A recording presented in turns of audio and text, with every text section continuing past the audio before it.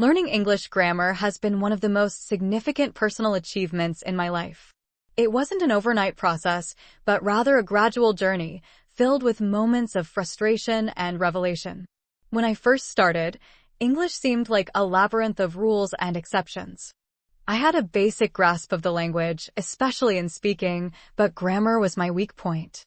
I would often get confused about the tenses, subject-verb agreement, and prepositions, and that would hold me back in expressing myself with precision. However, I was determined to master it. My journey toward mastering English grammar wasn't just about learning the rules, but also about cultivating a deeper appreciation for the structure of the language. The initial spark of motivation came during one of my travels. Being an avid traveler, I often found myself interacting with people from different cultures and backgrounds. On one such trip to London, I realized how crucial it was to speak and write correctly. I could hold conversations in English, but I noticed my errors during more formal discussions. Small grammatical mistakes, while not obstructive, hindered my fluency. It dawned on me that if I wanted to communicate clearly and confidently, I needed to take my grammar seriously. This realization was the turning point, the moment I decided to focus on English grammar with a renewed sense of purpose. At first, I didn't know where to begin. The sheer number of grammar rules seemed overwhelming, and I felt lost. But like with any challenge, breaking it down into smaller steps was the key. I started with the basics, parts of speech.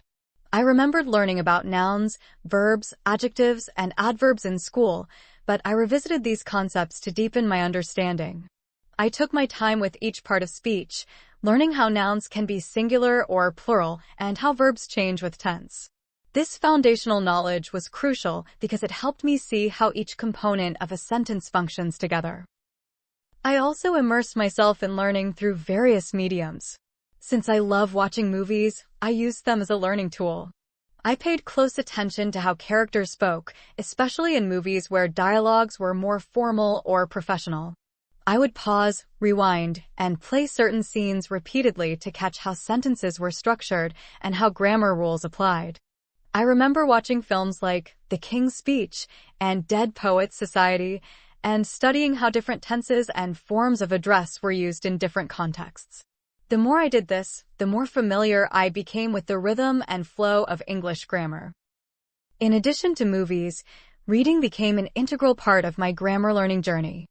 I had always enjoyed reading, but now I read with a specific goal in mind, to analyze sentence structure and grammatical rules. I started with classic English novels, as they often have formal language and clear sentence structures. I would highlight complex sentences and break them down, figuring out how the grammar worked. This process of dissection helped me internalize the rules. I remember reading books like Pride and Prejudice and Great Expectations and marveling at the elegance of the language. By paying attention to how sentences were constructed, I learned to apply those rules in my own writing. Despite these efforts, there were times when I felt stuck. Grammar, after all, is filled with exceptions, and certain rules simply didn't make sense to me. I would get frustrated, especially with irregular verbs and prepositions. However, I learned to be patient with myself.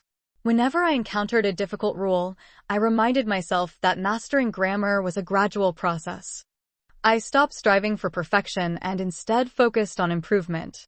This mindset shift was crucial because it allowed me to continue learning without getting discouraged. Practice, of course, was essential. I started writing regularly, making sure to apply the grammar rules I had learned. At first, I kept my sentences simple, using only the structures I was confident with.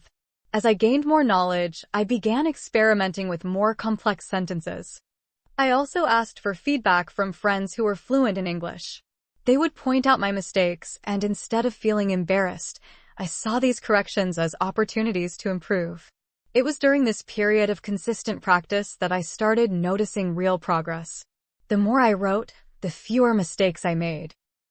To further solidify my understanding of grammar, I joined an online English language forum where people from around the world practiced writing and speaking in English. This community was incredibly supportive, and I learned a lot from interacting with others who were also working to improve their English. The feedback I received from more advanced speakers was invaluable. They would explain why certain rules applied in specific situations, and this helped me make sense of the nuances of the language. Over time, I became more confident in my ability to write grammatically correct sentences. One of the most challenging aspects of learning grammar for me was mastering the different tenses. English has so many tenses, each with its own set of rules, and I often mixed them up. I would confuse past perfect with simple past or future continuous with simple future. To tackle this, I created a chart that listed all the tenses along with examples of how they were used. I would refer to this chart whenever I wrote something. Eventually, through repetition and practice, I became more comfortable using different tenses correctly. Another major hurdle was punctuation. I had always underestimated its importance, thinking that as long as my sentences were grammatically correct, punctuation didn't matter much. However, I soon realized that incorrect punctuation could completely change the meaning of a sentence. I spent a considerable amount of time learning the rules of punctuation, where to place commas, when to use semicolons, and how to properly use quotation marks. It took some time, but I eventually got the hang of it, and my writing became clearer as a result. As my grammar improved, so did my confidence. I started participating in more formal discussions, both online and in person. I noticed that people responded more positively to me when my English was grammatically sound. It wasn't just about avoiding mistakes anymore, it was about expressing myself clearly and effectively. My newfound confidence also encouraged me to take on more writing projects. I started a blog where I shared my thoughts on travel and culture, and I made sure that each post was grammatically flawless. One day, I decided to put my grammar knowledge to the test by writing a short story in English. This was a huge milestone for me because it required me to use all the grammar rules I had learned in a creative way. I was nervous at first, but once I started writing, I realized how much progress I had made. The sentences flowed naturally, and I didn't have to think too hard about the grammar. It had become second nature. When I finished the story, I felt an immense sense of accomplishment. It was proof that all the hard work had paid off. Of course, my journey with English grammar didn't end there. I continued to challenge myself by learning more advanced grammar rules, such as conditionals and subjunctive mood. These were tricky at first, but I approached them with the same patience and determination that had gotten me this far. I also made a habit of revisiting the basics from time to time, just to make sure I hadn't forgotten anything. Learning grammar, I realized, is a lifelong process. There's always something new to learn or improve upon. Looking back on my journey, I'm amazed at how far I've come. What once seemed like an insurmountable challenge is now something I feel confident about. I no longer dread grammar exercises or writing in English. In fact, I enjoy it. I've come to appreciate the beauty of the language, the way its structure allows for both precision and creativity. And perhaps most importantly, learning English grammar has taught me the value of perseverance. With time, patience, and consistent effort, even the most daunting challenges can be overcome.